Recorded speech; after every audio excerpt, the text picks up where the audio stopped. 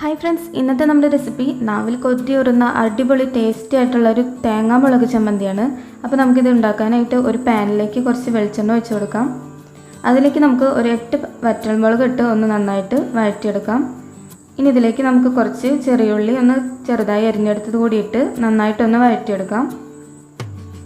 ഇതൊന്ന് നന്നായിട്ട് വഴണ്ടി വരുമ്പോൾ നമുക്കിതിലേക്ക് കുറച്ച് കറിവേപ്പിലയും കൂടി ചേർത്തൊന്ന് ഇളക്കി കൊടുക്കാം.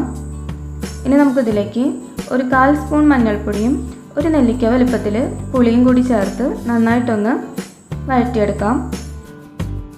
നമുക്കിതിലേക്ക് 2 സ്പൂൺ തേങ്ങ ചിരകിയത് കൂടി ചേർത്തൊന്ന് നന്നായിട്ട് വഴറ്റിയെടുത്ത് ഒന്ന് ചൂടാറിയതിന് ശേഷം നമുക്കിതൊന്ന് ഒരു മിക്സിയുടെ ജാറിലേക്ക് ഇട്ട് കൊടുക്കാം. ഇതിലേക്ക് നമുക്ക് ആവശ്യത്തിന് ഉപ്പും കൂടി ചേർത്ത് നന്നായിട്ടൊന്ന് അരച്ചെടുക്കാം.